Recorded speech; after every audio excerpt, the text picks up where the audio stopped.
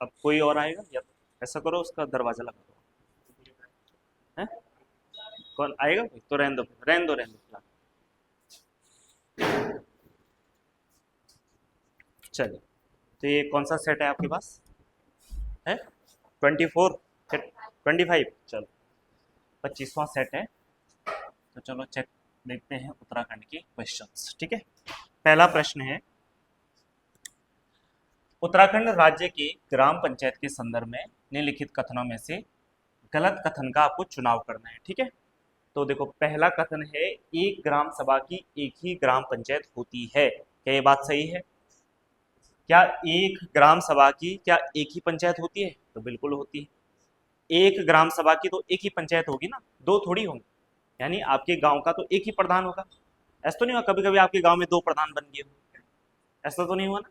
हाँ, तो आपके गांव का एक ही प्रधान है, तो इसका मतलब पंचायत भी एक ही है ना। तो इसके अलावा ध्यान रखना, देखो पंचायतें बनती कैसी है, पंचायत बनाने के लिए कम से कम जनसंख्या कितनी होनी चाहिए? 500 होनी चाहिए। और अगर मान लो कोई ऐसा गांव है जहाँ पे जनसंख्या 500 नहीं हो पा रही है, तो तब आसपास के जो भी गांव होंगे उनको इकट्ठा करके जब तक जनसंख्या 500 ना हो जाए तब तक उसको ग्राम पंचायत घोषित नहीं किया जा सकता। ठीक है, तो अर्थात एक ग्राम पंचायत के अंदर एक से ज्यादा ग्राम सभाएं आती है। ठीक है, देखो तो पहला ठीक है। दूसरा देखते हैं, एक वर्ष में ग्राम सभा की कम से कम 3 बैठकें होनी चाहिए। क्या ये बात सही है? नहीं है या है? क्या 3 बैठक होनी चाहिए? कितनी होनी चाहिए? 2 होनी चाहिए। अच्छा, आपने और कम कर दिया। तो आपको यहाँ पे ध्यान ये रखना है कि एक वर्ष में एक ग्राम पंचायत की एक ग्राम सभा की कम से कम 4 बैठक होनी चाहिए। कितनी बैठकें होनी चाहिए? 4 बैठक होनी चाहिए। और ये 4 बैठक कब कब होनी चाहिए? तो जो हमारे क्या होते हैं, नेशनल इंपॉर्टेंस डे होते हैं। कौन कौन से होते हैं? सबसे पहले कौन सा होता है? 26 जनवरी, क्योंकि इस दिन क्या हुआ था, हमारा संविधान लागू हुआ था। तो एक बैठक इस दिन होनी चाहिए। दूसरी बैठक ध्यान रखना, क्योंकि गांव के लोग श्रम से जुड़े होते हैं, तो इसीलिए दूसरा जो महत्वपूर्ण दिन हो जाता है वो क्या होता है? 1 मई। और 1 मई को क्या मनाया जाता है?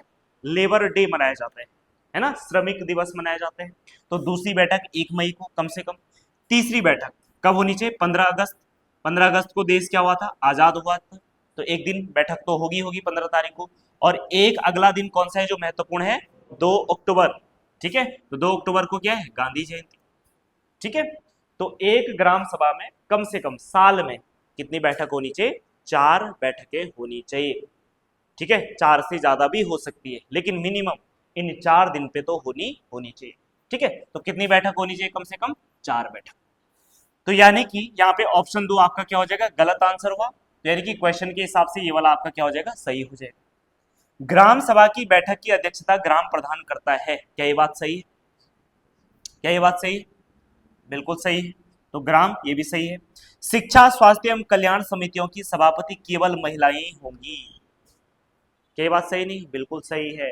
ध्यान रखना, गांव में शिक्षा हो, स्वास्थ्य हो, कल्याण से संबंधित जो भी समितियां होती है उसमें आपकी कौन होती है? महिलाएं सभापति होती है, मुख्य होती है महिलाएं। ठीक है, यानी अध्यक्ष होगी। तो देखो, 1 सही हो जाएगा आपका, 3 सही हो जाएगा, 4 सही हो जाएगा। कोई ऐसा ऑप्शन है? अच्छा, क्या बताना था यहाँ पे? गलत कथन बताना था ना। तो गलत कथन कौन सा है? केवल और केवल 2 वाला गलत कथन है। तो इसलिए बी ऑप्शन आपका करेक्ट हो जाएगा। क्लियर है इतनी बात?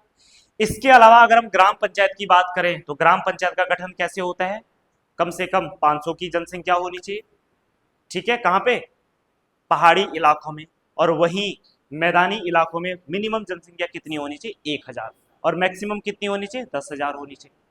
ठीक है, इसके अलावा देखो, एक ग्राम पंचायत में कम से कम सदस्यों की संख्या होनी चाहिए 7, और मैक्सिमम कितनी हो सकती है? 15 हो सकती है। वो डिपेंड करता है कि आपकी ग्राम पंचायत कितनी बड़ी या छोटी है। ठीक है, इसके अलावा देखो, ये ग्राम सदस्य होंगे। ग्राम सदस्यों को ही क्या कहा जाता है? Ward member. आपने सुना होगा, क्या कहा जाता है? वार्ड मेंबर कहा जाता है। ठीक है, ग्राम पंचायत का जो अध्यक्ष होता है उसको क्या कहा जाता है? प्रधान कहा जाता है। क्या कहा जाता है? प्रधान कहा जाता है। तो चाहे आपके वार्ड मेंबर हो, चाहे आपके क्या हो? प्रधान हो, इन दोनों का चुनाव कैसा होता है? किस माध्यम से होता है? प्रत्यक्ष रीति से होता है। कैसा होता है? प्रत्यक्ष रीति से होता है। बाद में जब ये सदस्य चुने जाएंगे, आपके वार्ड मेंबर और इसके अलावा कौन? जो आपका प्रधान है, जब ये लोग चुने जाएंगे तो ये अपने में से ही किसी एक आदमी को क्या बनाते हैं? उप प्रधान बनाते हैं। ठीक है, तो उप प्रधान का चुनाव कैसे हो जाएगा? अप्रत्यक्ष हो जाएगा, क्योंकि उप प्रधान को आपने डायरेक्ट वोट नहीं दिया। जिनको आप डायरेक्ट वोट देते हैं ऐसे चुनाव को बोलते हैं प्रत्यक्ष चुनाव, ठीक है। और जहां पे आप वोट नहीं देते, आपने जिन प्रतिनिधियों को चुना है वही किसी व्यक्ति को जब चुनते हैं तो उसको अप्रत्यक्ष चुनाव कहते हैं, ठीक है। चलो, इसके अलावा देखो, अगर बात करें तो जैसे इन सदस्यों की नियुक्ति हो जाएगी तो उसके बाद क्या होता है, शपथ होता है ना, शपथ दिलाई जाती है। तो शपथ कौन दिलाता है इनको? हाँ, शपथ दिलाने का काम करता है कौन? बीडीओ। ये बी वाला, हाँ, एक वीडीओ होता है, ये वाला नहीं, कौन सा? बीडीओ वाला, ब्लॉक डेवलपमेंट ऑफिसर, खंड विकास अधिकारी। तो खंड विकास अधिकारी इनको क्या देता है? शपथ दिलाता है।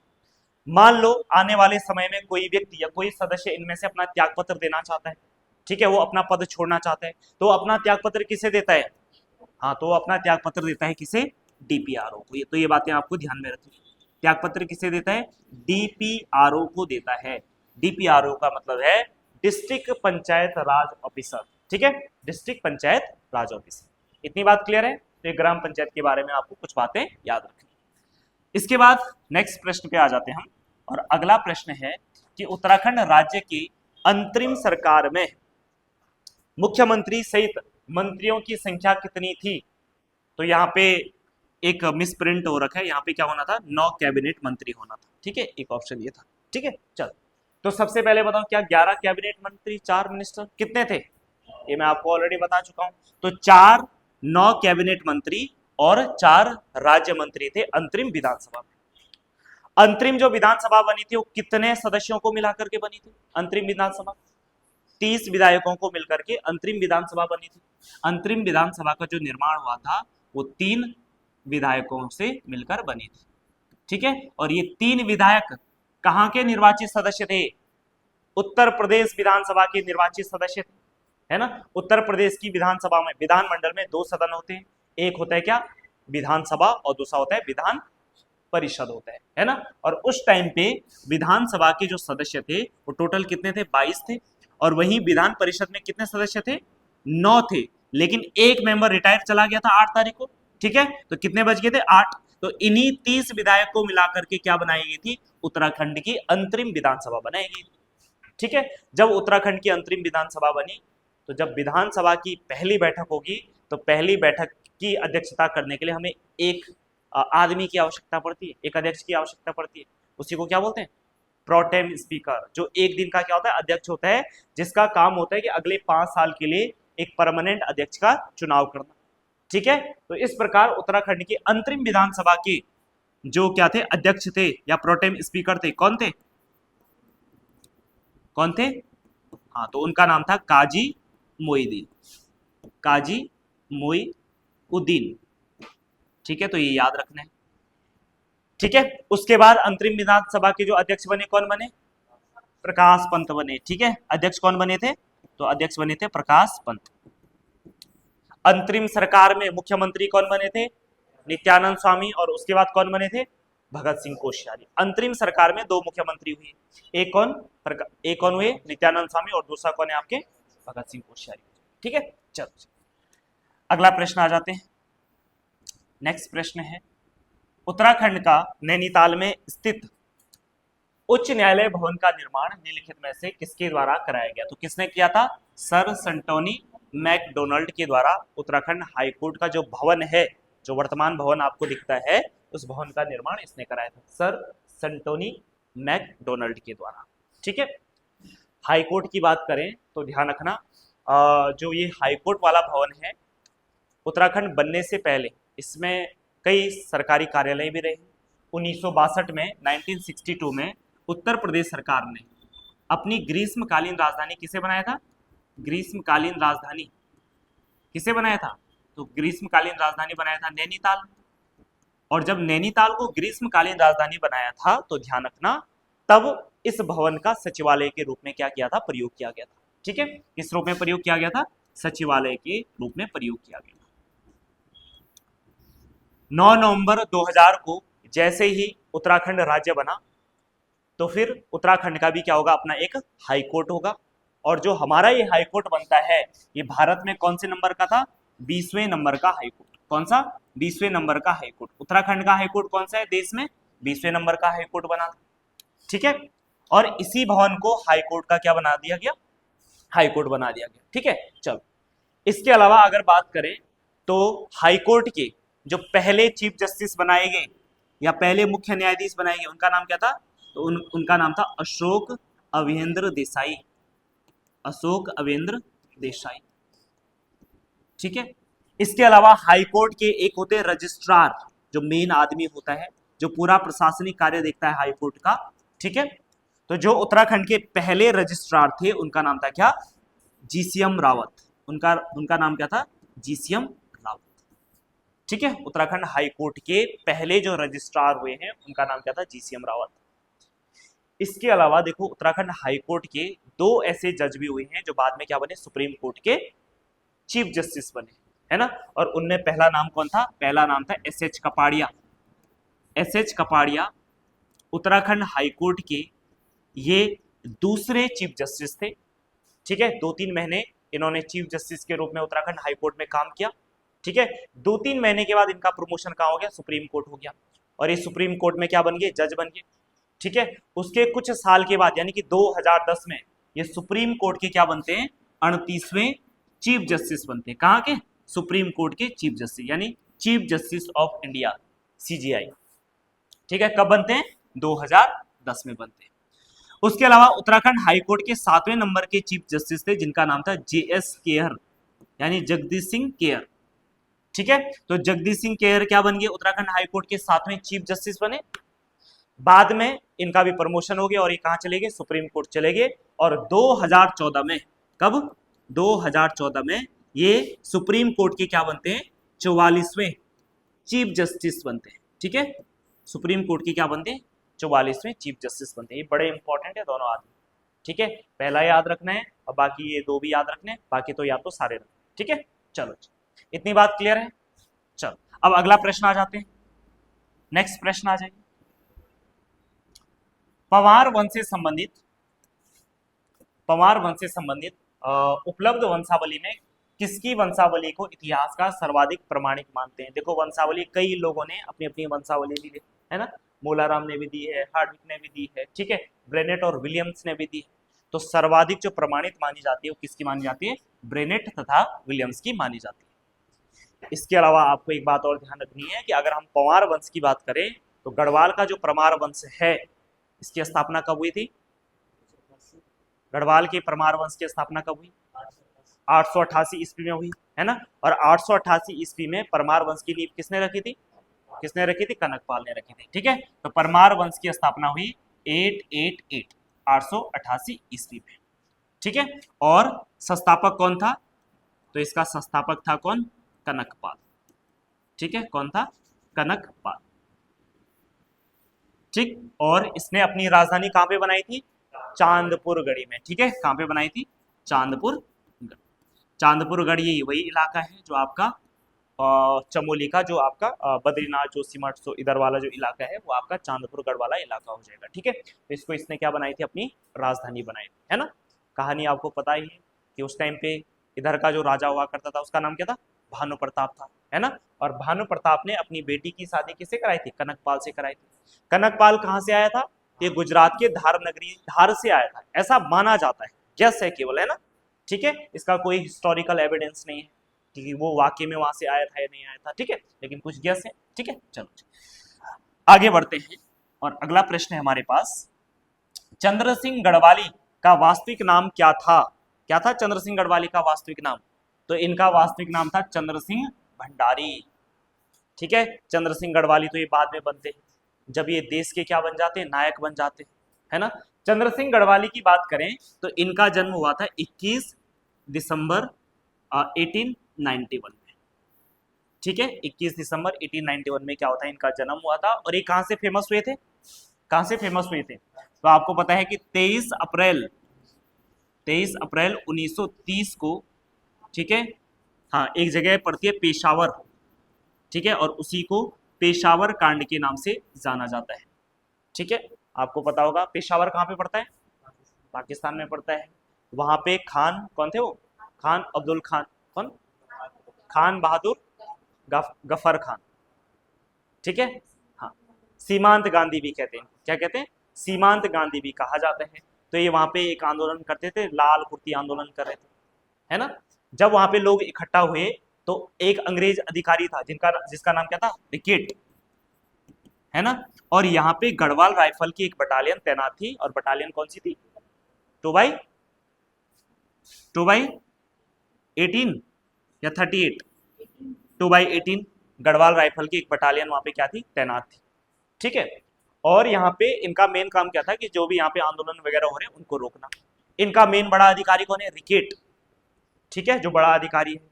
तो इस रिकेट ने क्या किया, जो वहां पे आंदोलनकारी थे उन पे गोली चलाने का आदेश दे दिया। तभी वीर चंद्र सिंह गढ़वाली आगे आए और इन्होंने कहा सीज फायर। सीज फायर का मतलब क्या होता है, युद्ध विराम, है ना, ठीक है। अब जब आपका अधिकारी आपको आदेश दे रहा है गोली चलाओ और आप कह रहे हैं युद्ध विराम, तो कैसा होगा फिर। सिविलियन में तो चल सकता है, मिलिट्री में चल सकता है ऐसा नहीं। मिलिट्री में आज भी अपने अधिकारी ने जो बोल दिया आपके अधिकारी ने, वो अंतिम सत्य है ना, वो करना ही पड़ेगा आपको। क्यों, क्योंकि एक डिसिप्लिन मेंटेन करना है। कल के दिन बॉर्डर पे कैसी भी स्थिति आ सकती है, और अगर सिपाही अपने अधिकारी की बात ही नहीं मानेगा तो दिक्कत हो जाएगी ना, ठीक है। तो देखो ये तो तब का टाइम था जब अंग्रेज थे, हमारे ऊपर कौन थे, अंग्रेज थे। और उस टाइम पे अपने अधिकारी की बात न मानना, समझ सकते हैं कितना बड़ा क्या होगा, गुनाह होगा, कितना बड़ा जुर्म होगा। इसके लिए उनको पता है कितने साल यातनाएं झेलनी पड़ी, 11 साल जेल रहे। कितने साल, 11 साल जेल, सीधे 1942 में निकले जेल से बाहर, है ना। तो इन्होंने गोली चलाने से क्या कर दिया, इनकार कर दिया। और जैसे ही ये घटना पूरे भारत में फैली तो फिर वीर चंद्र सिंह गढ़वाली क्या हो गए, फेमस हो गए। गांधी जी ने भी बोला वीर चंद्र सिंह गढ़वाली जैसा अगर मेरे पास एक और आदमी हो जाए ना इस देश में, तो ये देश तो मैं तुरंत क्या कर दूं, स्वतंत्र कर देता। लेकिन ऐसे लोग हैं नहीं इस देश में, है ना। चलिए इसके अलावा देखो, तो ये कौन सा कांड था, पेशावर कांड हो जाएगा, ठीक है। और उसी के बाद इनके सम्मान में इनको क्या बोला गया, वीर चंद्र सिंह गढ़वाली, ठीक है। तो ध्यान रखना है। आगे बढ़ेंगे, नेक्स्ट प्रश्न है, निम्नलिखित में से कौन सा नाटक राजा रुद्रचंद द्वारा लिखा गया। तो देखो कौन सा नाटक लिखा गया, तो ये लिखा गया उषा रागोदय। कौन सा लिखा गया, उषा रागोदय लिखा गया, ठीक है।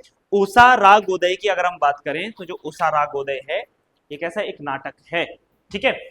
इसके अलावा रुद्रचंद ने 3 और नाटक लिखे। टोटल कितने नाटक लिखे थे रुद्रचंद ने, 4 संस्कृत नाटक लिखे थे।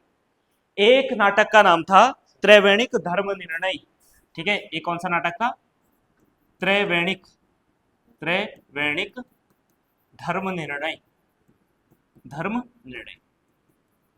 ये जो नाटक था ये रुद्रचंद का वहां की जो सामाजिक व्यवस्था था उस सामाजिक व्यवस्था पे आधारित क्या थी, ये किताब थी। क्योंकि रुद्रचंद ने एक बहुत बड़ा एरिया जीत लिया था कुमाऊं का, और जब बहुत बड़ा एरिया अगर साथ में आ जाए तो आपको ये क्या बनानी पड़ेगी, सामाजिक व्यवस्था बनानी पड़ेगी। तो इसलिए इसने एक किताब, एक रूल बुक लिखाई, आज के बाद ऐसे ऐसे ऐसे ऐसे होगा। उसी में व्यवस्था की गई, भाई जो आदमी क्या करेगा, कर लाने का काम करेगा, ठीक है, उसको क्या बोलेंगे, क्या बोलेंगे उसको, कैनीखस, है ना। जो राज दरबार में काम करेंगे उनको क्या बोलेंगे, छयोड़िया, ठीक है। बाकी जो जनता थी उसको क्या बोला गया, पौड़ी 15 विश्व, ठीक है। ये ध्यान रखना है। एक किताब ये थी। दूसरी जो किताब देखो, एक किताब होगी त्रैवेणिक धर्म निर्णय, दूसरी होगी उषा रागोदय, और तीसरी किताब आपकी कौन सी है, सैनिक शास्त्रम। कौन सी है, सैनिक शास्त्रम, सैनिक शास्त्र। सैनिक शास्त्र में ये आपके आखेट पे आधारित है, यानी किस प्रकार से शिकार किया जाए, ठीक है, सैनिक शास्त्रम। और उसके बाद एक और किताब है ययाति नाटकम, ययाति नाटकम हो जाएगा, ठीक है। तो कितनी किताबें हैं, 4 किताबें, ययाति चरित्रम नाटकम, ययाति चरित्रम। तो कितनी किताबें लिखी उसने, 4 किताबें लिखी। बाकी रुद्रचंद चंद वंश का एक प्रतापी राजा हुआ है ना, उसने बहुत सारे क्षेत्र जीते। बहुत सारे क्षेत्र जीतने के अलावा इसी का समकालीन राजा कौन था, वहां पे दिल्ली में अकबर था। कौन था, तो समकालीन जो मुगल राजा था वो कौन था, अकबर था। अकबर जब रुद्रचंद से खुश हुआ था, अगर आपको याद हो, नागौर का किला जीतने में रुद्रचंद ने अकबर की क्या करी थी, सहायता करी थी। इसीलिए अकबर इससे बहुत ज्यादा खुश हो गया था, है ना। और जब खुश हुआ तो इसने जो वर्तमान उधम सिंह नगर का जो इलाका है रुद्रपुर वाला, ठीक है, उसको क्या बोलते, 84 माल परगना कहा जाता था। तो ये उसको क्या कर दिया, दे दिया, गिफ्ट कर दिया, है ना। और इसी खुशी में उसने क्या किया, उधम सिंह नगर में एक नया शहर बसाया और उसी शहर का नाम क्या था, रुद्रपुर नामक शहर था। ठीक है, चलो ये थे किसके बारे में, रुद्रचंद के बारे में। नेक्स्ट प्रश्न है, सकलाना रिवोल्ट घटित हुआ तो कहां घटित हुआ, कहां है सकलाना, टेरी गढ़वाल में। ठीक है, चलो अगला प्रश्न आ जाओ। स्कंद पुराण में हिमालयी खंडों का उल्लेख है जिसमें दो मानस खंड तथा केदार खंड है, निम्नलिखित में से कौन सा एक नहीं है। देखो स्कंद पुराण में ध्यान रखना है 5 हिमालयी खंडों के बारे में क्या मिलती है, जानकारी मिलती है।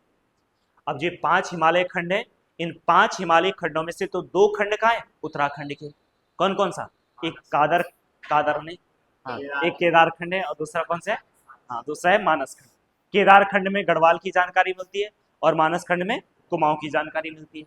उसके अलावा बाकी जो 3 हिमालयी खंड और है, एक आपका नेपाल खंड है, दूसरा आपका जलंधर खंड है और तीसरा आपका कौन सा है, कश्मीर खंड है। इसमें आपका असम खंड नहीं। ठीक है, तो 5 हिमालयी खंडों में नेपाल हो जाएगा, जलंधर हो जाएगा और आपका कश्मीर हो जाएगा। ठीक है, इसका मतलब है कि देखो कश्मीर वाले में कश्मीर हिमालय जो है उसकी जानकारी मिलेगी, जलंधर वाले में जो पंजाब और हिमाचल प्रदेश वाला एरिया है उस वाले हिमालय की जानकारी मिलेगी और बाकी आपका केदार और मानस में हमारा वाला हो जाएगा और नेपाल में जो नेपाल हिमालय वाला एरिया है वहां की जानकारी मिलेगी। ठीक है, चलो स्कंद पुराण का मैं कई बार आपको बता चुका हूं कि स्कंद पुराण, ठीक है, किस भगवान को समर्पित है, विष्णु भगवान को समर्पित, भगवान कार्तिकेय को समर्पित है। ठीक है, स्कंद का मतलब कार्तिकेय। ठीक है, कार्तिकेय का एक नाम क्या है, स्कंद भी।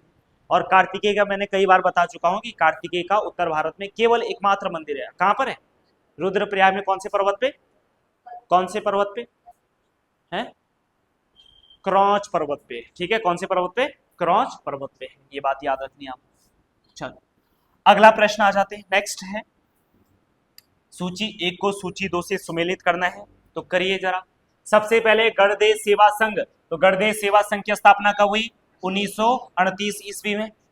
ठीक है, इसके अलावा प्रजामंडल की स्थापना 1939 ईस्वी, पर्वतीय राज्य परिषद की स्थापना 1967 और कुमाऊं राष्ट्रीय मोर्चा की स्थापना 1970 ईस्वी को हुआ। तो बताओ कौन मैच कर रहा है, एक आ 4 है कहीं, अब खत्म हो गया रे, आपको तो 4 मिलाने नहीं थे, है ना, आपको एक ही मिलाना था, एक आ 4 एक में ही है, बस खत्म हो गया आपका प्रश्न। ठीक है, पूरा पढ़ने की आवश्यकता ही नहीं।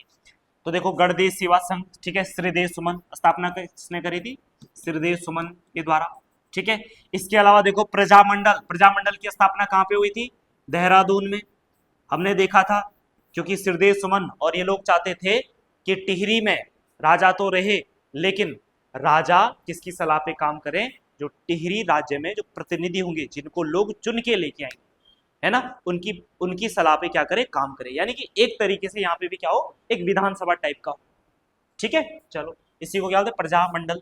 उसके अलावा देखो बात करें कि पर्वतीय राज्य परिषद, तो पर्वतीय राज्य परिषद की स्थापना हुई थी कब, रामनगर में सम्मेलन चल रहा था और 25-26 जून कब, 1967 ईस्वी को इसकी स्थापना की गई थी। जब इसकी स्थापना करी तो ध्यान रखना इसके जो अध्यक्ष बनाए गए, इसके किसके, पर्वतीय राज्य परिषद का जो अध्यक्ष बनाया गया, तो अध्यक्ष किसको बनाया गया, दया कृष्ण पांडे जी को क्या बनाया गया, इसका अध्यक्ष बनाया गया। ठीक है, पर्वतीय राज्य परिषद इसलिए बनाया गया था कि पर्वतीय राज्य नए राज्य की क्या लड़ेगा, लड़ाई लड़ेगा। ठीक है, कि हमें नया राज्य चाहिए, इस राज्य का क्या होना चाहिए, विकास होना चाहिए। ठीक है, तब फिर यूपी सरकार ने बोला कि आपको नया राज्य क्यों चाहिए, तो हमने बोला विकास करना है, तो फिर उन्होंने विकास ही करना है ना, तो एक काम करते हैं हम ही विकास कर लेते हैं।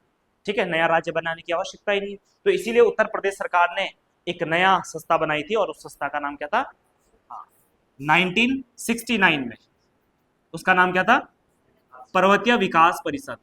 पर्वतीय विकास परिषद, पर्वतीय विकास परिषद किसके द्वारा बनाया गया, यूपी सरकार के द्वारा बनाया गया, पहाड़ी क्षेत्र के विकास करने के लिए। ठीक है, जब इसने ठीक से काम नहीं किया या इन्होंने कोई विकास कार्य नहीं किया तो 1970 आते आते फिर से हम आंदोलन करने लगे और हमने फिर से एक नया संगठन बना दिया, कौन सा, कुमाऊं राष्ट्रीय मोर्चा। और इसी कुमाऊं राष्ट्रीय मोर्चा का जो अध्यक्ष था उसका नाम क्या था, पीसी जोशी, उनका नाम क्या था, पीसी जोशी।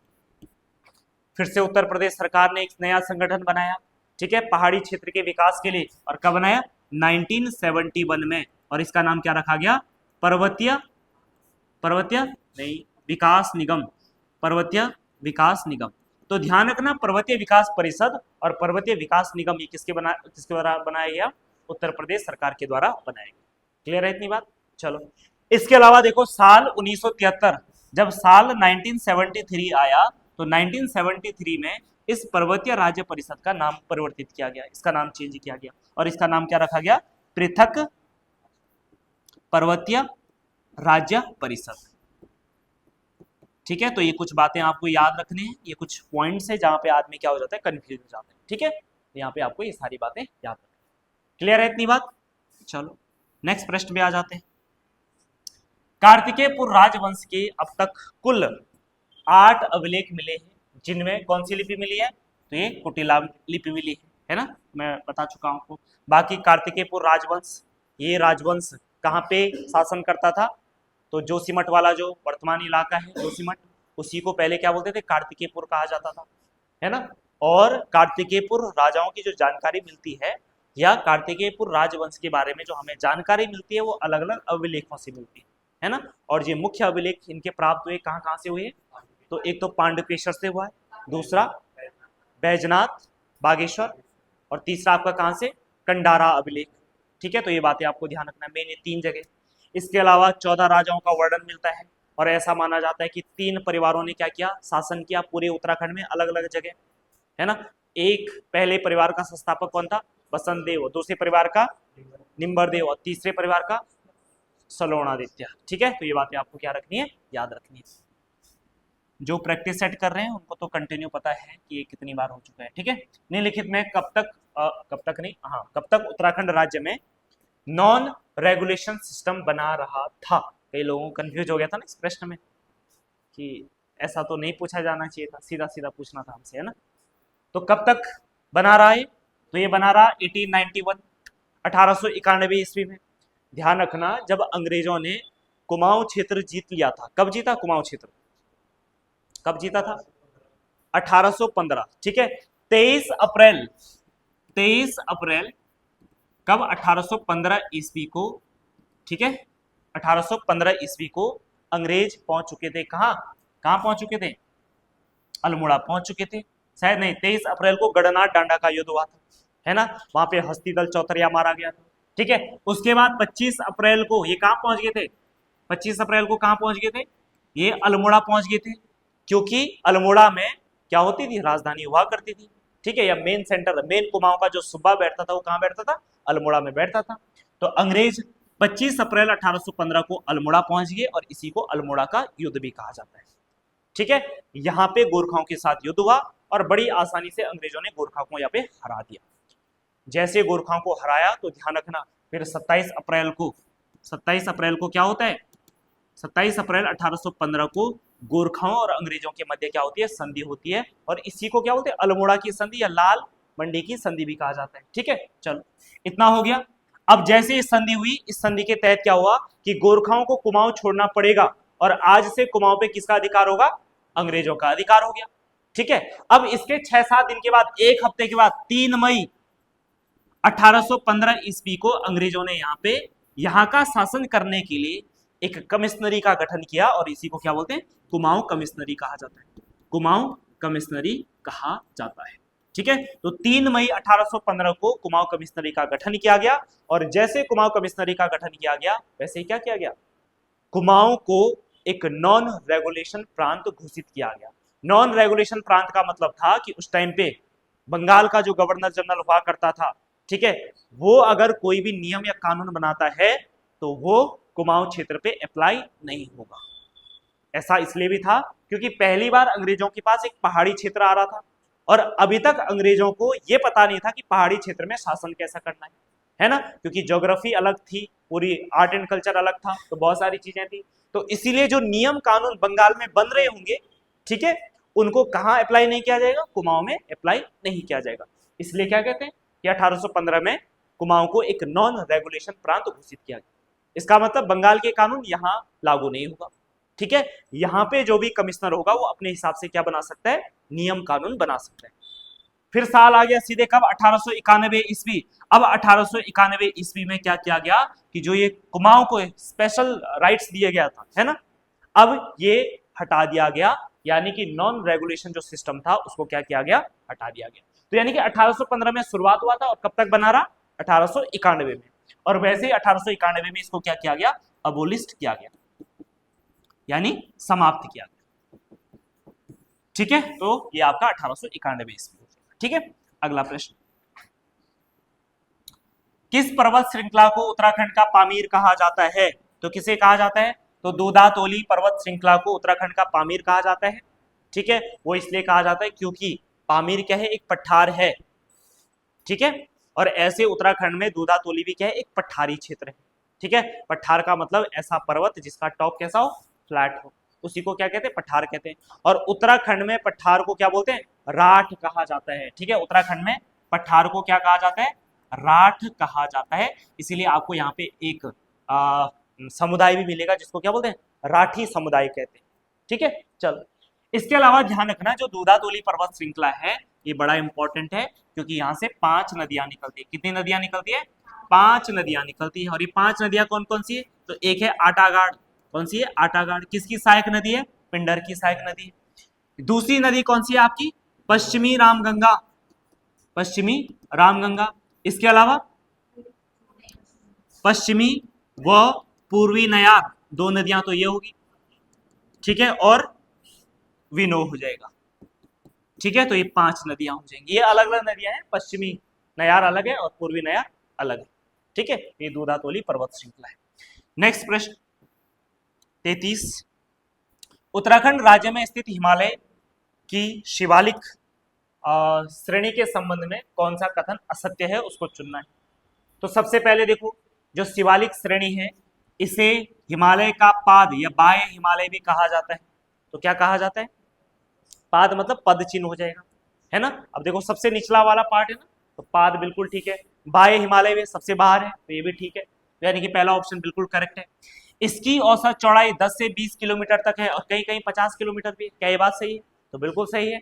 मैक्सिमम आपका ये 20 तक ही मिलता है, कहीं कहीं हो सकता है 50, वरना ये आपका 10 और 20 के अराउंड है, तो 2 भी सही है। इसकी औसत ऊंचाई 700 से लेकर 1200 मीटर तक है, तो ये भी हम ज्योग्राफी में पढ़ चुके हैं, बिल्कुल ये बात भी सही है। यह श्रेणी हिमालय का सबसे नवीन भाग है, नहीं है, ऋतिका ना बोल रही, ऋतिका नहीं है सबसे नवीन, तो सबसे पुराना है। हाँ, सबसे कैसा है, नवीन है। ठीक है, हिमालय की श्रेणी में जैसे आप नीचे नीचे आते रहेंगे तो हिमालय की नई नई श्रेणी बनती जाएगी। हिमालय की जो सबसे पुरानी श्रेणी है वो कौन सी है, ट्रांस हिमालय। जो सबसे पहले जो हिमालय बना होगा वो कौन सा बना होगा, ट्रांस हिमालय, जो आपका तिब्बत हो गया, जो आपके भूटांतिक क्षेत्र हो गए।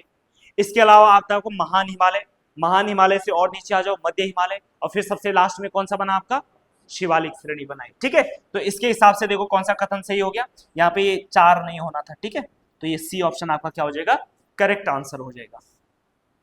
अगला प्रश्न आ जाओ, नेक्स्ट है क्वेश्चन नंबर 34, उत्तराखंड राज्य का निम्नलिखित में से कौन सा बुग्याल चमोली में स्थित है या नहीं है, नहीं है। चलो, तो क्या लक्ष्मी वन चमोली में स्थित है, लक्ष्मी वन है चमोली में, बिल्कुल है, माणा के ऊपर मिल जाएगा आपको। औली है, तो औली भी बिल्कुल है, जोशीमठ के ऊपर। रुद्रनाथ है, नहीं है, रुद्रनाथ नहीं है, रुद्रनाथ तो है ही चमोली में, तो रुद्रनाथ बुग्याल भी तो चमोली में ही होगा, है ना। तो तीसरा भी सही है, बाकी हम नहीं जानते हैं ना, डी सही है। हमें नहीं पता तपोवन कहाँ है ना, बस यही इसमें क्या हो जाएगा, सही हो जाएगा। तपोवन है कहाँ, तो तपोवन जो बुग्याल मिलेगा वो आपको उत्तरकाशी में मिलेगा। कहाँ पे मिलेगा, उत्तरकाशी में मिल जाएगा। चमोली के बुग्यालों की बात करें तो चमोली में हमारे पास कई महत्वपूर्ण क्या है, बुग्याल है। ठीक है, और ये जो महत्वपूर्ण बुग्याल है इनमें से देखो सबसे पहले जो लक्ष्मी वन है, रत्ता कोण है, ठीक है, इसके अलावा घस्तोली है। ठीक है, लक्ष्मी वन, रत्ता कोण, घस्तोली और एक आपका सतोपंत, ये सारे बुग्याल आपको माणा से ऊपर मिल जाएंगे। कहाँ मिलेंगे, माणा के ऊपर मिल जाएंगे। ठीक है, इसके अलावा अगर बात करें चमोली में जो जो बुग्याल हैं, एक आपका वेदिनी बुग्याल हो जाएगा। ठीक है, कौन सा बुग्याल हो जाएगा, वेदिनी बुग्याल हो जाएगा। वेदिनी भी बड़ा इंपॉर्टेंट है। इसके अलावा आपका कौन सा बुग्याल हो जाएगा, कौन सा बुग्याल, एक है बगजी बुग्याल, कौन सा है, बगजी बुग्याल। बगजी बुग्याल की खास बात यह कि यहाँ से हिमालय का भव्य दर्शन होता है। अगर हिमालय को आपको अच्छे से दर्शन करना है तो आप बगजी बुग्याल से कर सकते हैं। ठीक है, इसके अलावा आपका एक बुग्याल नंदन कानन भी, कौन सा है, नंदन कानन। इसके अलावा चित्रकाठा, कौन सा बुग्याल है, चित्रकाठा। इसके अलावा वैली ऑफ फ्लावर, फूलों की घाटी, खोज कब करी थी, 1931 में, किसके द्वारा, फ्रैंक स्मिथ और होल्ड स्वॉर्थ के द्वारा। ठीक है, इसके अलावा और कोई बुग्याल है, ओली बुग्याल है, कौन सा बुग्याल है, ओली बुग्याल है। रूपकुंड भी आपका बुग्याल है। ठीक है, इसके अलावा गुरुसो बुग्याल है। इसके अलावा एक और बुग्याल है, कैला बुग्याल। कैला बद्रीनाथ के आसपास, फोटो में दिखता है आपको हरा भरा, वो बुग्याल कौन सा है, वो कैला बुग्याल है। बद्रीनाथ के आसपास फैला हुआ जो बुग्याल है, उस बुग्याल का नाम क्या है, कैला बुग्याल है। ठीक है, ऐसे आपका मनपे है। ठीक है, और जल्ली सेरा है, जल्ली सेरा है, मनपे है, कई सारे क्या है आपके पास बुग्याल है। ठीक है, चलो नेक्स्ट आ जाते हैं। अगला प्रश्न है, निम्न में से किस प्राकृतिक आपदा का उत्तराखंड में सर्वाधिक विनाशकारी प्रभाव पड़ता है। तो किसका पड़ता है, किसका पड़ता है, भूकंप का। और भूकंप का पड़ता है सबसे ज्यादा, किसका, लैंडस्लाइड का, भूस्खलन। आपने देखा होगा बरसात के टाइम आए दिन भूस्खलन होता रहता है, होता रहता ना। ठीक है, इससे कई गांव ही दब जाते हैं, फ्लड आ जाता है, कई सारी चीजें हो जाती है ना। तो भूस्खलन जो है सबसे ज्यादा विनाशकारी क्या है आपका प्रभाव होता है लैंडस्लाइड से। बाकी ऐसा नहीं कि औरों से नहीं होता है, औरों से भी होता है, पर सबसे ज्यादा क्या है ये प्रॉब्लम। और स्पेशली कौन से टाइम पे, बरसात का जो टाइम, जो आजकल वाला समय। अगला प्रश्न है, पूर्वी रामगंगा नदी का उद्गम स्थल बताओ, कौन सा है, बताओ कौन सा है, पूर्वी रामगंगा। तो पूर्वी रामगंगा कहाँ बहती है, पिथौरागढ़ में। और पूर्वी रामगंगा का उद्गम स्थल है नामिक। और पूर्वी रामगंगा किसकी सहायक नदी है, तो फिर आपका आंसर होगा सरयू।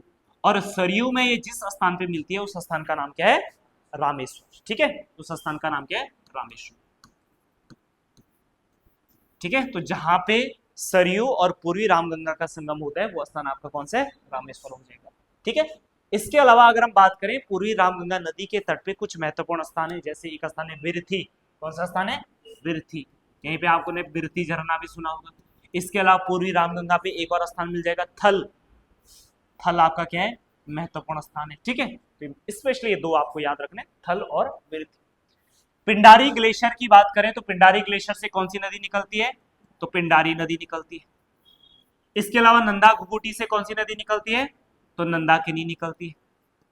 इसके अलावा खतलिंग ग्लेशियर से भिलंगना नदी निकलती है। ठीक है, बस ये हो गया आपका। अगला प्रश्न है,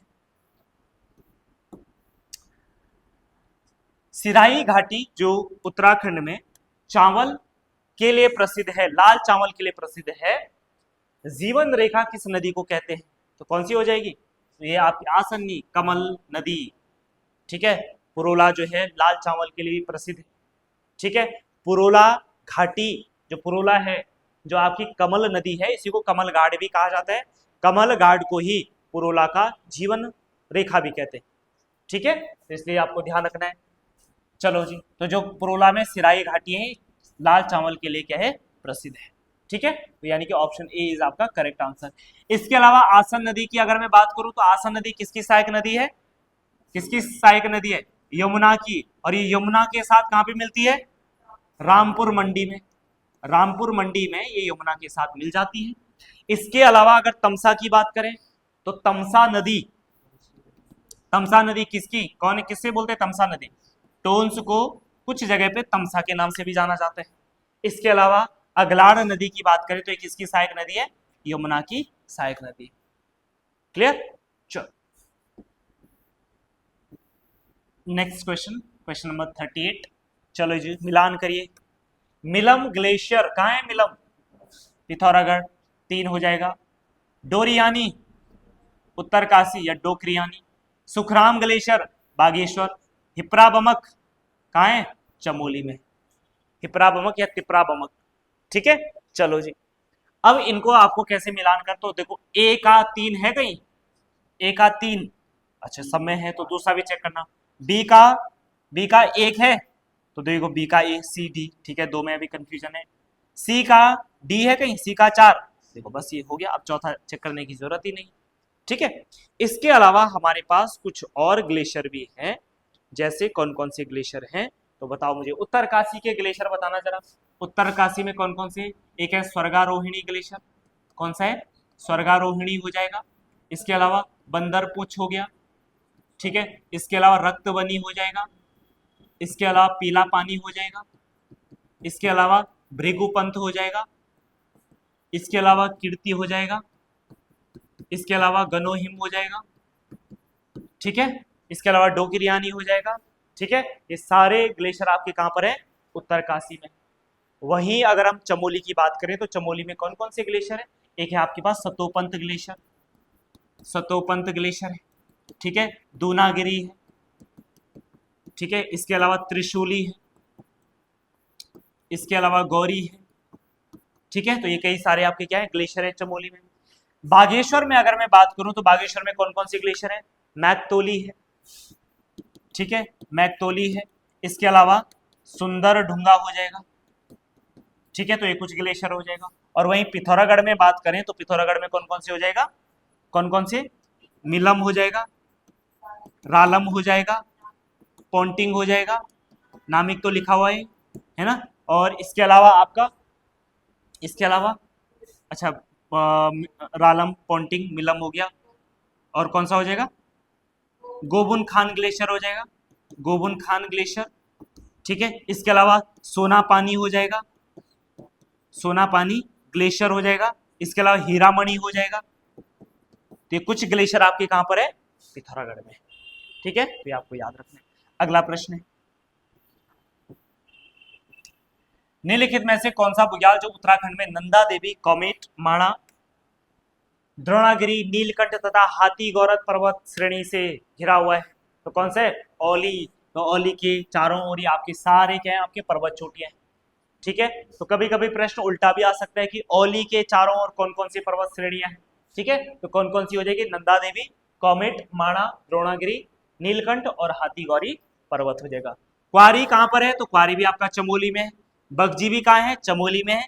यहाँ से हिमालय का क्या होता है, भव्य दर्शन होता है। फूलों की घाटी कहाँ है, चमोली में है। 1931 में फ्रैंक स्माइथ के द्वारा इसकी खोज की गई थी। चलो अगला प्रश्न, नेक्स्ट प्रश्न है, किलमोड़ा, किलमोड़ा किस लिए यूज होता है, तो किस लिए यूज होता है बताओ, पीलिया के लिए यूज होता है, बिल्कुल सही। किलमोड़ा यूज होता है किस लिए, पीलिया के लिए होता है। ठीक है, इसके अलावा दूसरा है घोड़चक, घोड़चक किस लिए होता है, डायरिया, घोड़चक होता है डायरिया, अतिसार। इसके अलावा मरोड़फली सर्प विष के लिए, और चिरायता आपका ज्वर उतारने के लिए हो जाएगा। तो पहले का 2 है कहीं, ए का 2, तो ए का 2 बी में मिल रहा है, बी का 3, बी का 3 किस में मिल रहा है, इसमें भी मिल रहा है, सी का 1, सी का 1, बस बी वाला ऑप्शन आपका करेक्ट हो जाएगा।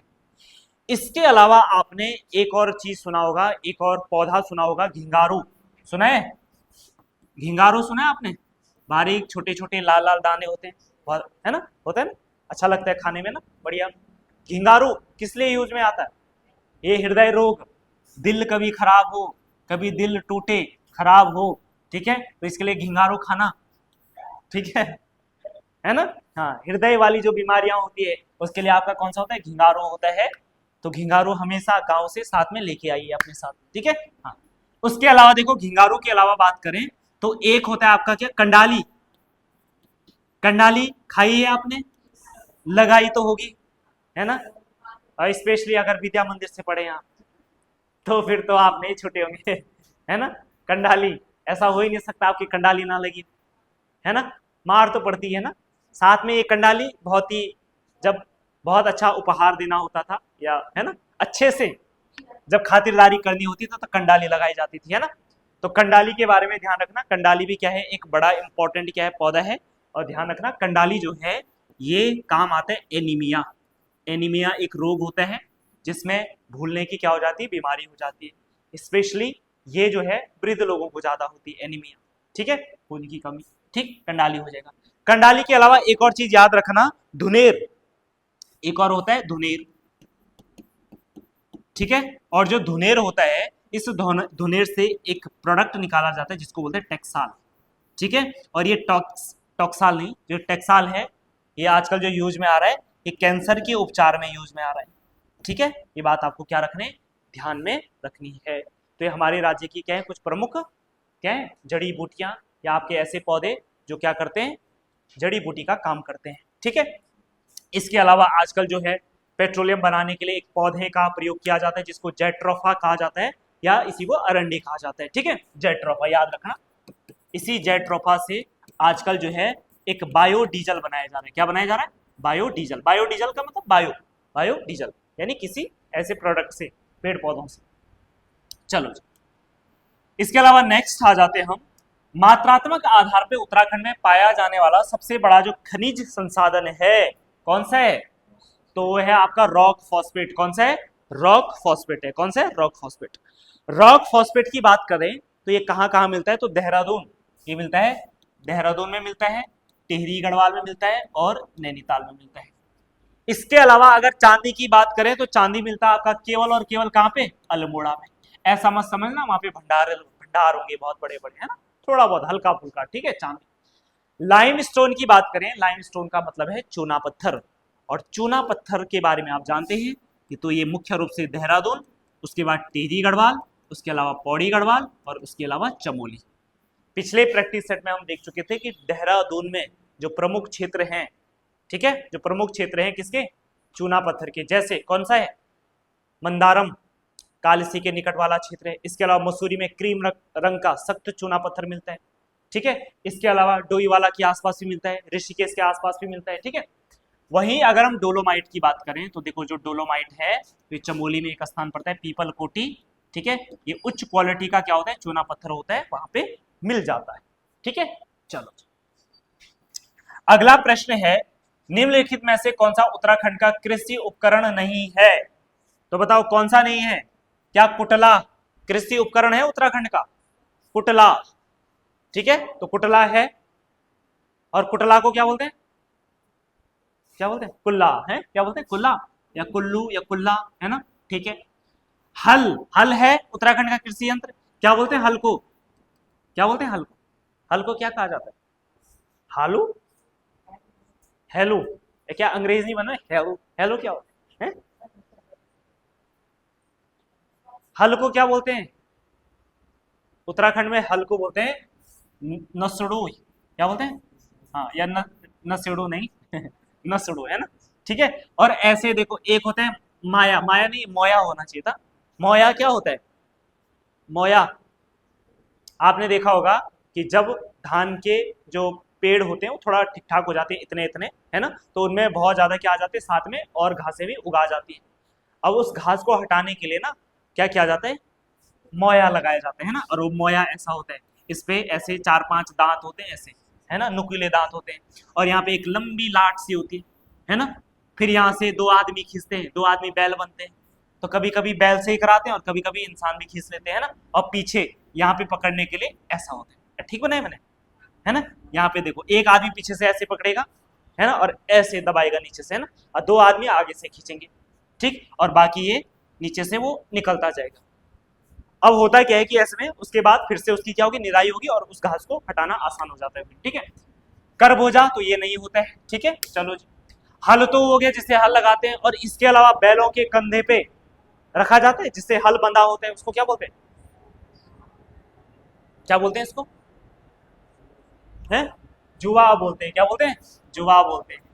तो जो आपका आपका नहीं, जो बैलों के कंधे पे रखा, आपके कंधे पे नहीं, जो बैलों के कंधे पे रखा जाता है उसको क्या बोलते हैं, जुआ बोलते हैं। तो ये याद रखना है, आजकल कृषि यंत्र में आ सकता है, ठीक है, ये चीजें आपको याद रखनी है।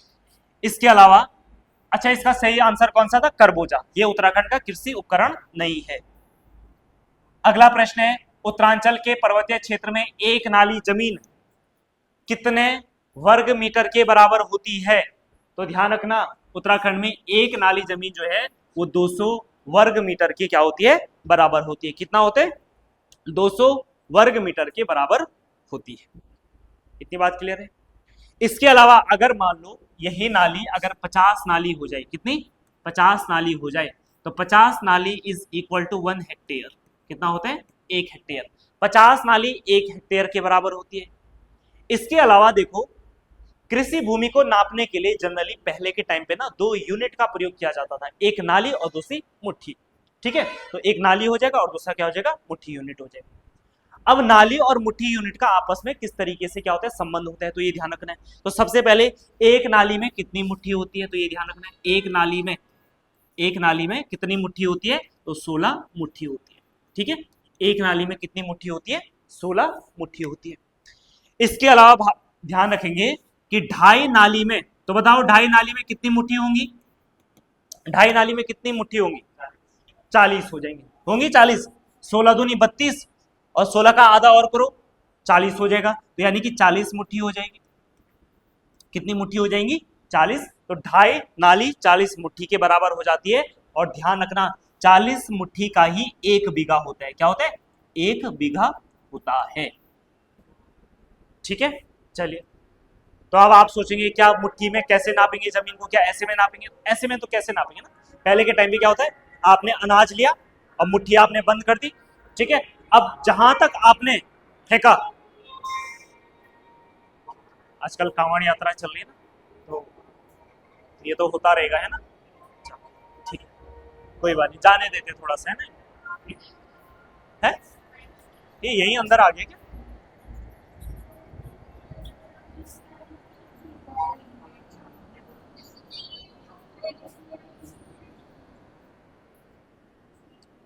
चलिए। तो ढाई नाली इज इक्वल टू 40 मुट्ठी, और 40 मुट्ठी का ही क्या होता है, 1 बीघा होता है। या आप ये भी कह सकते हैं ढाई नाली का क्या होता है, 1 बीघा होता है। ठीक है, अब कैसे भी चेंज करने के लिए आ जाएगा, तो आपको ये बातें याद रखनी है फिलहाल। क्लियर है इतनी बात। चलो जी, अगला प्रश्न है, वर्ष 2011 के अनुसार किस जनपद में सबसे कम शिक्षित लोग हैं, बताओ कहाँ है सबसे कम शिक्षित लोग। तो मैंने हमेशा कहा है कि मैदानी लोग अच्छे कामों में हमेशा पीछे रहेंगे, है ना। तो फिर यहाँ पे इतना ही दिमाग लगा देते तो भाई, है ना। और देहरादून तो वैसे भी नहीं होना चाहिए ना। अब देहरादून में आप पढ़ने आ रहे हैं तो इसका मतलब तो देहरादून शिक्षा के मामले में तो पीछे नहीं होगा। अब आप सोचेंगे मैदानी इलाका तो देहरादून भी है ना, और देहरादून में पढ़ने आ रहे हैं तो इसका मतलब देहरादून तो नहीं हो सकता ना शिक्षा के मामले में पीछे। उधम सिंह नगर की बात करें तो उधम सिंह नगर में जो लिटरेसी रेट है वो है कितना, 73.10, 73.10 है। वहीं अगर चमोली में बात करें तो चमोली में कितना है, 82.65, 82.65। देहरादून में बात करें तो 84.24, और इधर नैनीताल में बात करें तो 83.88, 83.88। अब यहां से पता चल गया होगा, पहले नंबर पे सबसे अधिक लिटरेसी रेट, साक्षरता कहाँ की, देहरादून की। पहले नंबर पे देहरादून, दूसरे नंबर पे नैनीताल, तीसरे नंबर पे कौन आता है, चमोली। तीसरे नंबर पे कौन आता है, चमोली। चौथे नंबर पे आता है कौन, पिथौरागढ़। चौथे नंबर पे कौन आता है, पिथौरागढ़। पांचवें नंबर पे आता है पौड़ी गढ़वाल। छठवें नंबर पे आता है कौन, रुद्रप्रयाग। सातवें नंबर पे कौन आता है, अल्मोड़ा। ठीक है, अब नीचे से ऊपर की तरफ चलते हैं। सबसे कम उधम सिंह नगर। उधम सिंह नगर के बाद आपका कौन सा, हरिद्वार। हरिद्वार के बाद उत्तरकाशी। उत्तरकाशी के बाद टिहरी गढ़वाल। ठीक है, टिहरी गढ़वाल के बाद चंपावत, और चंपावत के बाद आपका कौन सा हो जाएगा, बागेश्वर हो जाएगा। ठीक है, तो ये बढ़ते हुए क्रम में, मतलब सबसे कम उधम सिंह नगर, फिर हरिद्वार, उत्तरकाशी, टिहरी गढ़वाल, और ये सबसे ज्यादा में हो जाएंगे। ठीक है, चलो। इसके अलावा अगर बात करूं कि उत्तराखंड का भारत में कौन सा स्थान है शिक्षा के मामले में, बताओ कौन से नंबर का स्थान है, कौन सा है, नहीं 17वां नंबर। उत्तराखंड का स्थान है 17वां नंबर। मेल में अगर बात करें तो हमारा 13वां स्थान है, और फीमेल में अगर बात करें तो 20वां स्थान है। राइट, और उत्तराखंड की लिटरेसी रेट कितनी है, कितनी है, 78.82, 78.82%। ठीक है, चलो लिख दिया। नेक्स्ट प्रश्न में आ जाओ। प्रश्न संख्या 45 है, बड़वायक, भट्ठा, रावत, ब्रितिया, महतो और डहत आदि थारू जनजाति में क्या है, तो ध्यान रखना है थारू जाति के क्या है, गोत्र घराने हैं। गोत्र का मतलब है किस जाति है, अलग अलग जाति के, मतलब नहीं कि इस गोत्र का है उस गोत्र, तो ये गोत्र हैं उनके। ठीक है, उसके अलावा अगर बात करें तो देखो इनका डांस, डांस की बात करें तो इनमें से कोई स्पेसिफिक वैसा डांस नहीं है, लेकिन एक डांस है खिचड़ी नृत्य। वैसे ये भी स्पेसिफिक नहीं है, बस नाम रख लिया इसका। खिचड़ी मतलब क्या होता है? खिचड़ी मतलब क्या? खिचड़ी मतलब क्या होता है? खाना होता है। खिचड़ी मतलब बस खाने पे ही ध्यान है ना। खिचड़ी का मतलब जहां पे कोई भी चीज अरेंज में नहीं है, वही तो होता है खिचड़ी। बोलते हैं खिचड़ी पक गई, है ना। अब खिचड़ी जब खाने की बात करें उसमें तो ये तो होता है, दाल भी मिला दिया, चावल भी मिला दिए, पानी भी मिला दिया, है ना। उसके अलावा उसमें जो मर्जी वो मिला दिया, सब्जी मिला दिया, जो मिलाना वो मिला दिया आपने। इसी को तो खिचड़ी, यानी कुछ भी मिलाओ। तो जब ये खिचड़ी नृत्य करते हैं तो ऐसे भी इनका कोई फिक्स नहीं है, कोई कुछ कर रहा, कोई कुछ नहीं कर रहा, इसी को इन्होंने क्या बोले, खिचड़ी नृत्य बोल दिया, है ना। ठीक है, तो देखो इनका मेन जो डांस है वो कौन सा है, खिचड़ी नृत्य है। और ये स्पेशली किस टाइम पे किया जाता है, होली के समय पे किया जाता है। अगर फेस्टिवल की बात करें तो भाई इनका जो फेस्टिवल होता है एक होता है बजहर। कौन सा होता है, बजहर। उसके अलावा ये दीपावली भी मनाते हैं। ठीक है, अब आप सोचें दीपावली तो सभी मनाते हैं, इनकी क्या अलग है, लेकिन इनकी दीपावली अलग है। ये दीपावली को शोक पर्व के रूप में मनाते हैं। कैसे मनाते हैं, शोक पर्व के रूप में मनाते हैं। इसके अलावा अगर बात करें तो अब आप सोचें दीपावली को शोक पर्व के रूप में क्यों मनाते हैं भाई। पूरे भारत में जहां खुशी की लहर है, भगवान राम कहाँ आ रहे हैं, अयोध्या वापस आ रहे हैं। किसके साथ, लक्ष्मण और सीता के साथ, रावण का वध करके, है ना। सत्य पर असत्य की जीत, नहीं उल्टा बोल दिया आपने, असत्य पर सत्य की जीत, है ना। असत्य पर सत्य की जीत, है ना। बुराई पर अच्छाई की जीत होगी है। तो इस पूरी खुशी में पूरा भारत क्या कर रहा है, झूम रहा है। और वहीं थारो लोग क्या कर रहे हैं, शोक मना रहे हैं। क्यों, तो ये राम को देख के नहीं मना रहे हैं, ये इसलिए मना रहे हैं क्योंकि ऐसा माना जाता है कि एक और जनजाति थी, बोक्सा जनजाति। तो कहा जाता है कि पहले थारो और बोक्सा एक साथ थे, मतलब एक ही घराने के थे, है ना। तो जब एक साथ थे तो जिस दिन इनके बीच में झगड़ा हो, जैसे कभी दो भाइयों के बीच में झगड़ा हो जाता ना, ऐसे ही इनके बीच में भी झगड़ा हुआ। और उसके बाद ये क्या हो गए, हमेशा के लिए अलग हो गए। और जिस दिन ये अलग हुए उस दिन कौन सा था, दीपावली का दिन था। तो तब से ये शोक पर्व के रूप में मनाते हैं। ठीक है, बाकी देखो, बाकी आप कर लेना, ठीक है।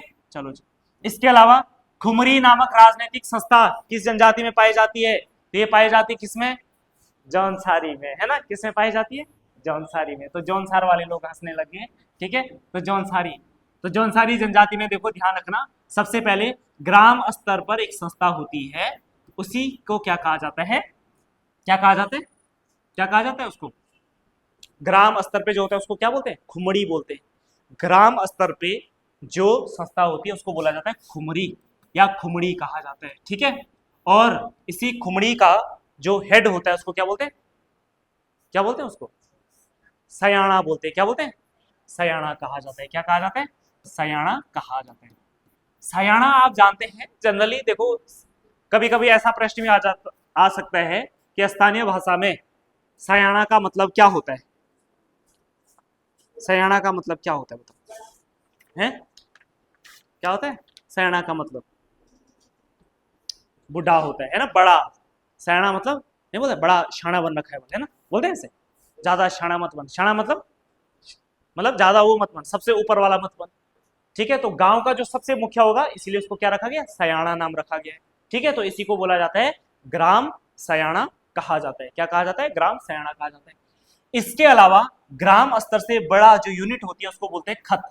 क्या कहा जाता है, जौनसार में खत कहा जाता है। और खत में जो संस्था बनाई जाती है, यानी कई गांवों को मिलाकर के एक खत बनता है, और इसी खत को देखने के लिए एक संस्था होती है, उसको क्या बोलते हैं, खत कुमड़ी कहते हैं। क्या कहते हैं, खत कुमड़ी कहा जाता है। और इसी खत कुमड़ी का जो हेड होता है उसको क्या बोलते हैं, क्या बोलते हैं, खत सयाना कहा जाता है। खत सयाना या सदर सयाना भी कह दे, सदर सयाना भी कहा जाता है, ठीक है। खत सयाना या सदर सयाना, ठीक है, सदर सयाना कहा जाता है। चलिए जी, इतनी बात क्लियर है। इसके अलावा देखो इससे बड़ा भी एक और खत होता है, उसको बोलते हैं अंतर खत। क्या बोलते हैं, अंतर खत, और बड़े लेवल पे अंतर खत, ठीक है। और अंतर खत से भी एक और बड़ा होता है, इसको बोलते हैं संपूर्ण जौनसार भाबर का क्या खुमरी। क्या बोलते हैं, संपूर्ण जौनसार भाबर का, भाबर की खुमरी, ठीक है। तो ये बातें आपको क्या रखनी है, फिलहाल याद में रखनी है। चलिए जी, अगला प्रश्न आ जाते हैं। भोटिया जनजाति का मुख्य वाद्य यंत्र है, तो कौन सा है, हुड़का। स्पेशली मैंने आपको बताया था कि हुड़किया बोल कब होता है? कृषि कार्य करते टाइम, यानी जब रोपाई होती है तो उस टाइम पे क्या किया जाता है? हुड़किया बोल किया जाता है, यानी कि एक आदमी हुड़का बजाता है और बाकी लोग मनोरंजन और गाने के साथ नृत्य करके क्या करते हैं? कृषि रोपाई करते हैं, है ना? जैसे आप लोगों ने परसों भी करा था, है ना?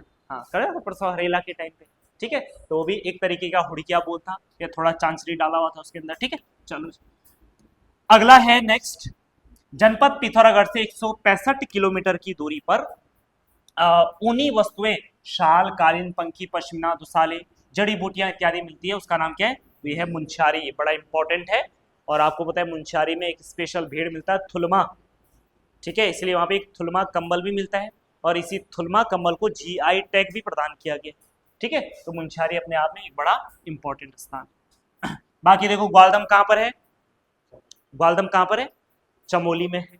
जोशीमठ कहां है? चमोली में है। माणा कहां है? चमोली में है। अगला प्रश्न है, उत्तराखंड में कुली बेगार प्रथा। अब देखो ये प्रश्न भी अगर किसी ने गलत किया होगा, है ना, ये मैं कई बार क्लास में आपको बता चुका हूं ना। उत्तराखंड में कुली बेगार नामक जो पुस्तक है, इसके लेखक है कौन? शेखर पाठक जी हैं। कौन है? शेखर पाठक।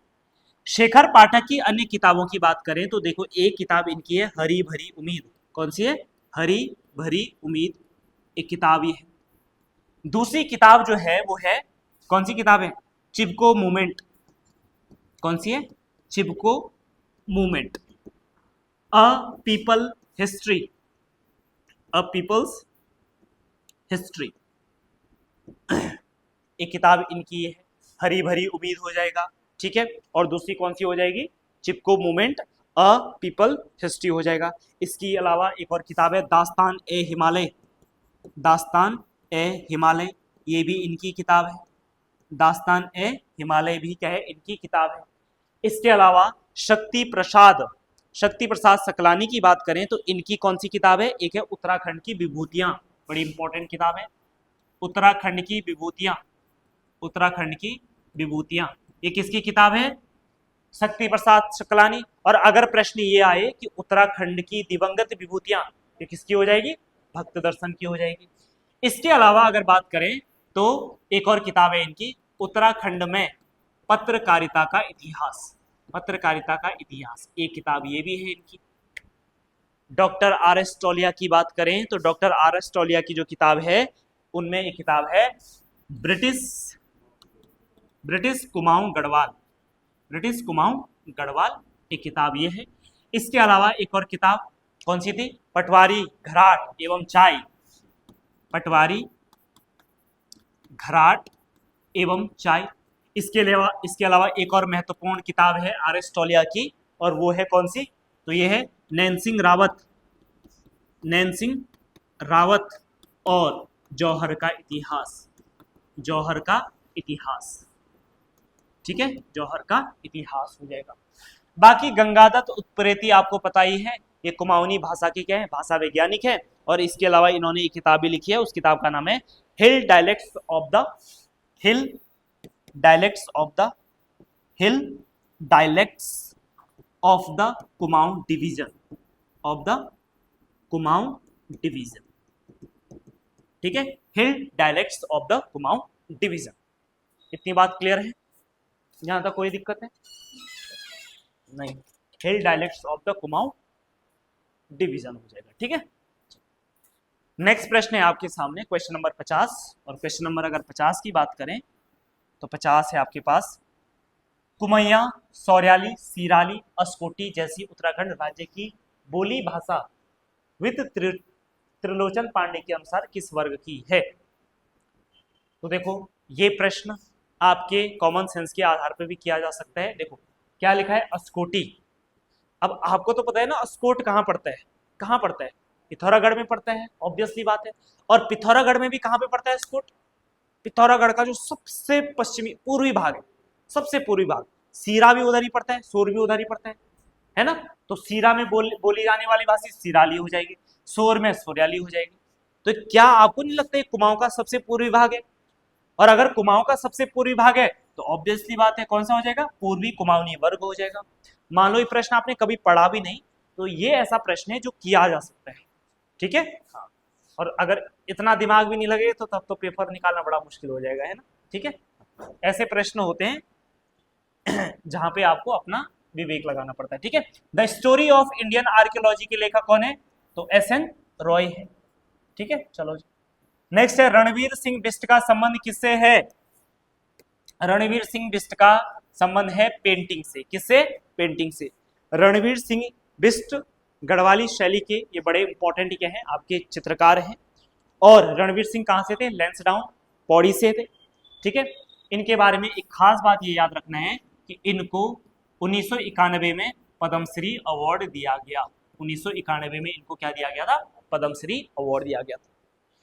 इसके अलावा इनके कुछ फेमस चित्र हैं और उनमें से पहला एक चित्र लिखो, पहाड़ी लोक नृत्य। पहाड़ी लोक नृत्य एक चित्र इनका ये है, पहाड़ी लोक नृत्य। दूसरा चित्र है पहाड़ी घसियारे। क्या है? पहाड़ी घसियारे। दूसरा चित्र आपका ये हो जाएगा। और एक और चित्र लिख देना इनका, ये लिख देना, पहाड़ी शीत से बचने का सहारा। पहाड़ी शीत से बचने का सहारा। बचने का सहारा, पहाड़ी शीत से बचने का सहारा हो जाएगा। क्लियर है? ठीक है, तो ये आपकी कौन हो जाएगी? रणवीर सिंह बिष्ट हो जाएगी। अगला प्रश्न है क्वेश्चन नंबर 53। झाल, बिनाई, दमामा और मुरियो क्या है? अरे कुमाऊं के वाद्य यंत्र है ना। केवल बिनाई से भी, दमामा कुछ नहीं पता तो दमामा तो पता है ना आपको, है? दमामा तो पता है, दमाऊ बोलते हैं जिसको। ढोल के साथ आवश्यक रूप से बजाया जाने वाला जो वाद्य यंत्र है वो कौन सा है? दमामा, है ना। ढोल अकेले बजाना अच्छा नहीं लगता है ना, इसके साथ दमामा भी होना क्या हो, बहुत जरूरी है। ठीक है, तो म्यूजिकल इंस्ट्रूमेंट ऑफ कुमाऊं हो जाएगा। इसके अलावा अगर बात करें लोक चित्र के संदर्भ में कौन सा कथन सही नहीं है, तो बताओ मुझे कौन सा सही नहीं है। सबसे पहले, थाप चित्र त्योहारों व मांगलिक अवसरों पर पिसे चावल व अन्य रंगों से बनाए जाते हैं। क्या ये बात सही है? ये बात बिल्कुल सही है। थाप चित्र, थाप मतलब दीवारों पे जो बनते हैं, ये सही है। नाट और टुपुक चित्र, नाथ और जो टुपुक चित्र होता है, विश्वार और गेरू की सहायता से रसोई घर की दीवारों पे देवताओं के चित्र बनाए जाते हैं। ये बात भी बिल्कुल सही है। वसुधारा चित्र, खास मौके पर बाग बगीचे का चित्र है। बाग बगीचे का चित्र क्या बनेंगे, है ना। तो यानी कि ये बात क्या होगी अपने आप में गलत हो गई, है ना। तो कौन सा सही नहीं है, तो इसके हिसाब से ये बात क्या है? सही। ठीक है, प्रश्न के हिसाब से ये वाला आंसर हो जाएगा, क्योंकि ये आंसर क्या आपका गलत है। ठीक है, और चौथा है लक्ष्मी पौ चित्र, दीपावली के अवसर पर घर के मुख्य द्वार पर तिजोरी, पूजा गृह, लक्ष्मी के पांव के चिन्ह बनाए जाते हैं। तो ये पढ़ने की जरूरत ही नहीं थी, तो ये आपका क्या हो जाएगा? सही हो जाएगा। ठीक है, ये भी सही है, ये भी सही है, ये भी सही है, ये भी सही है। तो सी वाला आंसर यहाँ पे करेक्ट नहीं था, तो प्रश्न के हिसाब से सी वाला हो जाएगा।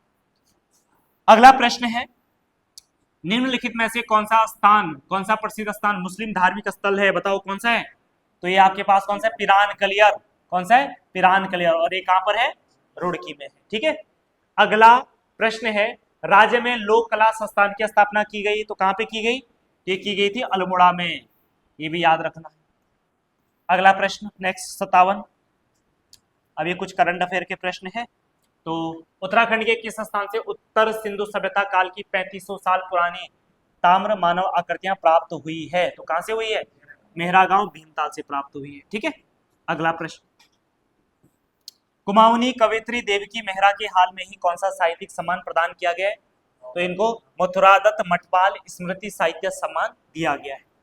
अगला प्रश्न है, हाल ही में किस राज्य ने देश की पहली योग नीति लॉन्च की? तो ऑब्वियसली बात है उत्तराखंड है ना, योग के मामले में तो हम ही सबसे आगे हैं। उत्तराखंड योग का क्या बन सकता है? हब बन सकता है आने वाले समय में, है ना। बन सकता है, बिल्कुल बन सकता है और बनेगा। नेक्स्ट है 60, सुंदरलाल बोगड़ा पर्यावरण संरक्षण पुरस्कार 2025 की सरकारी श्रेणी में किसे सम्मानित किया गया? तो किसे सम्मानित किया गया है? तो ध्यान रखना, ये municipal corporation of Rudrapur, Rudrapur municipal corporation को ये अवार्ड दिया गया। ठीक है, तो कितने प्रश्न सही हुए आपके? कितने बने सुमन? कितने बने हैं? अच्छा अभी चेक नहीं करे। ठीक है, तो कम से कम इस पेपर में कम से कम 25 तो सही होने चाहिए मिनिमम। बाकी अगर आप 30-35 कर दो तो ये और भी अच्छी बात है ना। पेपर का जो मतलब वो था जो लेवल था वो कैसा था आपका, एवरेज था, ना तो बहुत ज़्यादा टफ था और नहीं बहुत ज़्यादा आसान था। ठीक है, बाकी आपको जो एक्स्ट्रा फैक्ट्स मिलते हैं, एक्स्ट्रा पॉइंट मिलते हैं, उनको नोट करिए, उनको स्टार करिए, ताकि आप जब इन पेपर को रिवीजन करोगे तो पहली नज़र आपको उन्हीं पॉइंट पे पड़े, है ना, उससे जल्दी से याद हो जाएगा। ठीक है, बाकी आप पेपर लगाते रहिए, इससे धीरे धीरे आप में क्या हो जाएगा और अच्छा इंप्रूवमेंट आ जाएगा। ठीक है, चलिए, थैंक यू।